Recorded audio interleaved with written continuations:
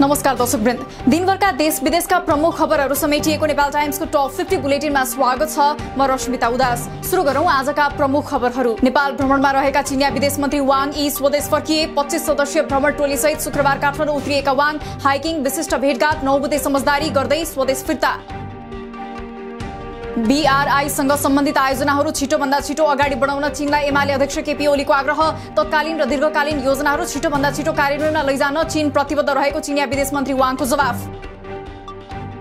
चीनिया विदेश मन्त्री वाङ र माओवादी अध्यक्ष प्रचण्डबीच भेटवार्ता। बीआरआई लगायतका परियोजनालाई कार्यान्वयनका निम्ति आवश्यक पहल कदमी लिन र व्यापारिक नाकाहरूलाई नियमित गर्न प्रयास बढाउन प्रचण्डको आग्रह। चीनले नेपाललाई भू राजनीतिक खेलमा सामेल गराउने प्रयासको विरोध गर्ने, नेपालका सबै दललाई जनताको आधारभूत र दीर्घकालीन हितका लागि सामूहिक छलफल र परामर्शमा प्रेरित गर्ने वाङको भनाई। केरुङ काठमाडौँ रेलवे परियोजनाको विस्तृत सम्भाव्यता अध्ययनका विषयमा चीनिया विदेश मन्त्री वाङ यीसँग नेपालको समझदारी। चीन नेपाल अन्तर्देशीय रेलवे परियोजनाको सम्भाव्यता अध्ययन 3 चरणमा हुने। चीनले आर्थिक एवं प्राविधिक सहयोग अन्तर्गत नेपाललाई 11 अर्ब 40 करोड भन्दा बढी अनुदान रकम सहयोग उपलब्ध गराउने। उक्त रकम दुवै देशको सहमतिमा निर्धारण गरिएका परियोजना कार्यान्वयन गर्न खर्च गरिने। लामो समय उत्तरी व्यापारी नाकामा अवरोध हुँदा नेपालले हैरानी बेहोरेको नेपालका तर्फबाट वाणिज्य सचिव पाण्डेको गुनासो। नाका सञ्चालन सहज बनाउने चीनिया वाणिज्य सहायक मन्त्रीको आश्वासन। पोखरा अन्तर्राष्ट्रिय विमानस्थलले अब पोखरालाई विश्वसँग जोड्ने पर्यटन मन्त्री प्रेम आलीको दावी। अब पर्यटन प्रवर्धन गर्न, धेरै पर्यटक भित्राउन थप टेवा पुग्ने विश्वास। होटल तथा क्यासिनो खोल्न आवश्यक सहयोग गर्ने उल्लेख। माओवादी अध्यक्ष प्रचण्ड र गृहमन्त्री खाँडबीच भेटवार्ता। भेटमा निर्वाचनको तयारी र समसामयिक राजनीतिबारे छलफल। सत्ता गठबन्धनबीच तालमेल गर्ने विषयमा नेताहरूबीच छलफल जारी रहे पनि निष्कर्ष निस्कन बाँकी।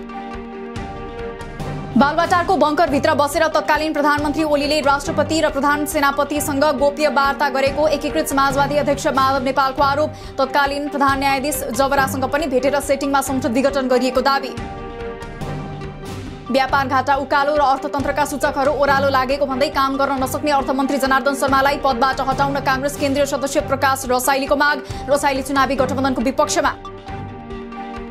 काङ्ग्रेसका केन्द्रीय सदस्य चुनावी गठबन्धनको पक्षमा उभिए। भोलिसम्म निर्णय हुन सक्ने भन्दै अहिले नै गठबन्धनबारे अनुमान गर्न आवश्यक नभएको प्रवक्ता डाक्टर प्रकाश शरण महतको भनाई।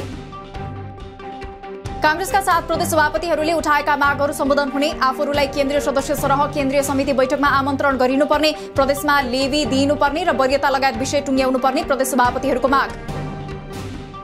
चुनावी गठबन्धनबारे जारी केन्द्रीय समिति बैठकबाट नीतिगत निर्णय हुने वरिष्ठ नेता रामचन्द्र पौडेलको भनाई। गठबन्धनलाई बचाएर चुनावसम्मै लैजानुपर्ने अवस्था रहेको र चुनावमा कुन स्थानीय तह कसले लिने बारे पछि नै निर्णय हुने उल्लेख।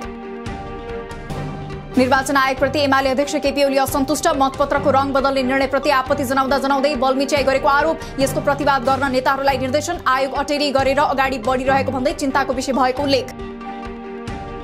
स्थानीय तहमा दोहोरिन चाहने जनप्रतिनिधिहरूलाई आफ्नो नेतृत्वमा देश र नागरिकको आवश्यकता पूरा हुने नहुने विचार गर्न राष्ट्रिय सभा अध्यक्ष गणेश तिमल सिन्हाको आग्रह। किन र केका लागि दोहोरिन चाहेको स्पष्ट हुनुपर्ने तर्क। स्थानीय चुनाव आउन 47 दिन बाँकी। आयोगद्वारा चुनावका लागि अन्तिम मतदाता नामावलीको सूची प्रकाशित। यसपालि झण्डै 1 करोड 77 लाख बढी मतदाता रहने दावी विरोधपछि झण्डै 1 लाख मतदाता सूचीबाट हटे। स्थानीय तह निर्वाचनमा पर्यवेक्षण गर्न चाहने राष्ट्रिय सङ्घ संस्थालाई निवेदन दिन निर्वाचन आयोगको आह्वान। निर्वाचनका क्षेत्रमा अनुभव विज्ञता आर्जन गरेकाहरूले आजदेखि 15 दिनभित्र आवेदन दिन सक्ने। स्थानीय तहको निर्वाचन आउन 1.5 महिना बाँकी रहँदा धाँधली रहित निष्पक्ष र विश्वसनीय बनाउन लागू गरिएका आचार संहिताको कार्यान्वयन भने फितलो। ऐन कानूनले बाँधेर डर त्रास देखाएपछि आचार संहिताप्रति दलहरूको गुनासो। आगामी स्थानीय निर्वाचनका लागि देशभरबाट म्यादी प्रहरीका लागि मागिएका भन्दा दोब्बर बढी झण्डै 3 लाखले दिए आवेदन। सबैभन्दा बढी आवेदन मध्य प्रदेशमा। मंगलबारदेखि क्रमशः विभिन्न चरण गर्दै अन्तर्वार्तासम्म हुने र 25 गते अन्तिम नतिजा निकालिने। गठबन्धनको मोर्चालाई मुलुकको सुशासनका निम्ति प्रयोग गर्नुपर्ने शहरी विकास मन्त्री रामकुमारी झाँक्रीको भनाई। गठबन्धन कतातर्फ जाने भन्ने कुरा गठबन्धनकै सहयात्री दलहरूको निर्णयमा भर पर्ने उल्लेख। प्रधानमन्त्री रोजगार कार्यक्रमको बजेट दुरुपयोग भएको काङ्ग्रेस प्रवक्ता प्रकाश शरण महतको दावी। ओली सरकारले आफ्ना कार्यकर्तालाई रकम बाँड्नलाई मात्र कार्यक्रम ल्याएको र मनपर्दो ढङ्गबाट आयोजनाको 19-20 अर्ब रकम बाँडेर सकाएको आरोप। लोजपाका केन्द्रीय सदस्य बीज कुमार यादव काङ्ग्रेसमा प्रवेश। पार्टी प्रवेशपछि बोल्दै काङ्ग्रेस लोकतन्त्र स्थायित्व दिने एकमात्र पार्टी भएकोले यो पार्टीमा प्रवेश गरेको यादवको प्रतिक्रिया। पदकै लागि रामबहादुर थापाहरू एमालेमा गएको शिक्षा मन्त्री देवेन्द्र पौडेलको आरोप। देशको परिवर्तनका लागि माओवादीले दुःख कष्ट र त्याग गरेको बताउँदै देशमा प्राप्त उपलब्धिलाई संस्थागत गर्न गठबन्धन गरेको दावी। प्रदेश नामाकरणको विषय संसदमा प्रवेश नगरी प्रदेश 1 को चालू हिउँदे अधिवेशन आज मध्यरातबाट अन्त्य हुँदै आजको बैठकमा प्रदेश सञ्चार माध्यम व्यवस्थापन गर्ने विधेयकमाथि छलफल। विप्लव नेतृत्वको नेकपाको एक सातादेखि जारी केन्द्रीय समिति बैठक आज सकियो। महासचिव विप्लवले आफ्नो राजनीतिक प्रतिवेदनमाथि उठेका प्रश्नको जवाफ दिँदै बैठक सम्पन्न। प्रतिवेदनमाथि हप्ता दिनसम्म छलफल हुँदा विप्लव अल्पमतमा। आदिवासी जनजाति महासंघमा आफूहरूको उचित प्रतिनिधित्व नभएको भन्दै थारू कल्याणकारिणी सभाको आपत्ति। नवलपुरको कावासोतीमा सम्पन्न 10औं महाधिवेशनबाट महासंघमा समानुपातिक प्रतिनिधित्वको मुद्दालाई बेवास्ता गरिएको आरोप। काठमाडौँ उपत्यकाको फोहोर व्यवस्थापनको कार्ययोजना सम्बन्धी विस्तृत प्रतिवेदन 5 महिनाभित्र तयार गर्न 2 महानगरलाई सर्वोच्चको आदेश। कुहिने र नकुहिने फोहोर छुट्याउन आग्रह। नेपालमा आज 5000 बढीमा गरिएको कोरोना परीक्षणमा थप 23 जनामा कोरोना पुष्टि। आजै 215 जना संक्रमण मुक्त भए। मृतक आज पनि 0। हाल देशभर 1558 जना मात्र सक्रिय संक्रमित। नर्सिङ तर्फको 29औं मिडवाइफरी तर्फको 6औं नाम दर्ता परीक्षाको नतिजा प्रकाशित। नर्सिङ तर्फको लाइसेन्स परीक्षामा 45% अनुत्तीर्ण। मिडवाइफरी तर्फ भने 3 जना सहभागी भएकामा सबै उत्तीर्ण। चिकित्सा शिक्षा एकीकृत प्रवेश परीक्षा सञ्चालन कार्यविधि संशोधन गरी आयोगद्वारा पर्सेन्टाइल प्रणाली लागू गर्दा न्यूनतम 50% परीक्षार्थी अध्ययनका लागि योग्य हुने आयोगको दावी। धनुषा विदेह नगरपालिकामा आगलागीको विषयमा सुरु भएको विवादमा प्रहरी र व्यवसायी बीच झडप। केही सेल अश्रु ग्यास प्रहार। पान पसलमा कसैले आगजनी गरेको र नगरपालिकाले सीसी क्यामेरा ठिक अवस्थामा नराखेको भन्दै व्यवसायी आन्दोलित। नेपालबाट ब्रिटिश क्याम्प हटाउन गोर्खा भूतपूर्व सैनिक संघका संस्थापक अध्यक्ष पदम बहादुर गुरुङको माग। नेपालमा ब्रिटिशले सैनिक शासक राखेर नेपालीलाई बहुराष्ट्रिय सेनामा पठाएर मानव व्यापार गरिरहेको आरोप। गुरुङको निवेदन सर्वोच्चद्वारा दरपीठ। महोत्तरीबाट 55 लाख नगद सहित सोही नगरपालिका बस्ने 21 वर्षीय धीरज कुमार यादव र 18 वर्षीय रामशरण यादव प्रहरी नियन्त्रणमा। धीरज कुमारले कालो कपडाको झोलामा बोकेको अवैध नगद सहित दुवै पक्राउ। हावाहुरी र सुक्खा मौसम सुरु भएपछि आगलागी र डढेलुका घटना बढ्दै। हरेक दिन 10-12 ठाउँमा आगलागीका घटना भइरहेकाले लापरवाही नगर्न, घाँसको लोभमा जान डढेलो नलगाउन विपद जोखिम न्यूनीकरण प्राधिकरणको सुझाव। यस वर्ष 77 वटा जंगलमा डढेलो लागेको विपद जोखिम न्यूनीकरण प्राधिकरणको तथ्याङ्क। आगलागीबाट यस वर्ष मात्र 88 जनाको मृत्यु, 368 घाइते, 2667 परिवार प्रभावित, 2.5 अर्बको आर्थिक नोक्सानी। पोखराको वायु प्रदूषण मानव स्वास्थ्यका लागि घातक अवस्थामा पुग्यो। पोखरामा वायु प्रदूषण मापन सूचक AQI 217। अहिले सिमरा, भरतपुर, नेपालगञ्ज, कीर्तिपुर, धनकुटा लगायतका ठाउँको वायु प्रदूषण हानिकारक अवस्थामा। चितवन राष्ट्रिय निकुञ्जमा चालू आर्थिक वर्षको पहिलो 8 महिनामा 152 वन्यजन्तु मरे। सबैभन्दा बढी 70 वटा चित्तल र 32 वटा गैंडा मरे। 2 गैंडा बाहेक अन्य वन्यजन्तु प्राकृतिक कारणले मरेको उल्लेख। नेपालको चर्चित धार्मिक स्थल देवघाटमा चितवन, नवलपुर र तनहुलाई जोड्ने गरी रिडीमा जस्तै 3 मुखे पुल बन्ने। त्रिशुली र कालीगण्डकी नदीको दोभान क्षेत्रमा बन्ने आयोजनाको अनुमानित लागत 63 करोड। प्रतिबद्धता अनुसार विदेशी लगानी भित्रिन नसक्नुको कारण खोज्नुपर्ने अर्थमन्त्री जनार्दन शर्माको भनाई। आपसी सहकार्यमा आन्तरिक र बाह्य लगानी प्रवर्धनमा सहकार्य गर्न लगानी बोर्ड र उद्योग वाणिज्य महासंघ बीच पनि समझदारी।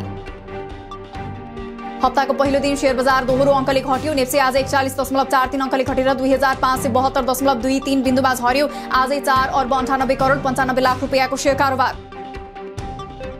मैत्रीपूर्ण फुटबलमा नेपाली राष्ट्रिय फुटबल टोली थाइल्याण्डको चोनबरी FC सँग पराजित। AFC एशियन कप छनौटको तयारीमा रहेको नेपाल आज चोनबरीसँग 3-1 गोल अन्तरले पराजित। भारत 1 दिवसीय महिला विश्वकप क्रिकेटको सेमिफाइनलमै नपुगी बाहिरियो। न्युजिल्याण्डमा आज भएको खेलमा दक्षिण अफ्रिकासँग 3 विकेटले पराजित भएसँगै भारत अन्तिम 4 मा पुग्न असफल। 1 दिवसीय महिला विश्वकप क्रिकेटमा वेस्ट इन्डिजसँगै अस्ट्रेलिया, दक्षिण अफ्रिका र इङ्ल्याण्ड पनि सेमिफाइनलमा। अब पहिलो सेमिफाइनलमा आउँदो बुधबार अस्ट्रेलिया र वेस्ट इन्डिज तथा बिहीबार दक्षिण अफ्रिका र इङ्ल्याण्ड खेल्ने। चीनको बेजिङमा यस वर्षको पहिलो 2 महिनामा अघिल्लो वर्षको तुलनामा वायु प्रदूषण 33% कमी। बेजिङमा गएको 2 महिनामा कुनै पनि गम्भीर प्रदूषित दिन नभएको सरकारी रिपोर्टमा उल्लेख। चीनमा दुर्घटनाग्रस्त चाइना इस्टर्न एयरलाइन्सको विमानमा सवार सबै 132 जनाको मृत्यु भएको पुष्टि। दुर्घटनास्थल पहाडी जंगलमा रहेकोले मुख्य कारण अझै खुल्न नसकेको र अनुसन्धान जारी रहेको अधिकारीहरूको भनाई। पुटिनले आगामी 9 मे अघि नै युद्ध अन्त्य गर्न खोजेको युक्रेनको दावी। सन् 1945 मा भएको दोस्रो विश्वयुद्धका बेला सोभियत संघले जर्मनीको नाजी सेनामाथि विजय प्राप्त गरेकोले 9 मे रुसका लागि विशेष। रुसले युक्रेनको लभिभमा रहेको तेल भण्डारणको डिपोमा रकेट प्रहार गरेर ध्वस्त बनायो। 5 जना युक्रेनी घाइते। आगलागीले इन्धन भण्डारण केन्द्र र एउटा कारखानामा क्षति। तेल बोक्ने धेरै ट्याङ्करहरू जलेर खरानी। युक्रेन युद्धलाई लिएर दुई विश्व शक्ति राष्ट्र अमेरिका र रुस आरोप प्रत्यारोपमा उत्रिए। रुसी राष्ट्रपति पुटिन शक्तिमा रहन नसक्ने बाइडेनको टिप्पणीप्रति रुस आक्रामक। पुटिन शक्तिमा रहने नरहने निर्णय बाइडेनले नभई रुसी नागरिकले गर्ने रुसको जवाफ।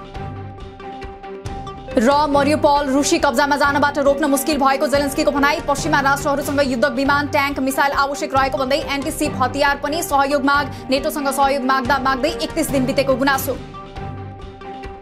दिनभरका देश विदेशका प्रमुख खबरहरू समेटिएको नेपाल टाइम्सको टप 50 बुलेटिन अहिलेलाई सकियो। हामी भोलि फेरि टप 50 समाचारका साथ उपस्थित हुने नै छौँ। नेपाल टाइम्सको युट्युब च्यानल सब्स्क्राइब गरिदिनु भएकोमा र फेसबुक पेज लाइक गरिदिनु भएकोमा धन्यवाद। ताजा खबरहरू नेपाल टाइम्सको अनलाइन पोर्टल www.nepaltimes.net मा पनि गएर हेर्न सक्नुहुनेछ। नेपाल टाइम्स हेर्दै गर्नुहोला। नमस्कार।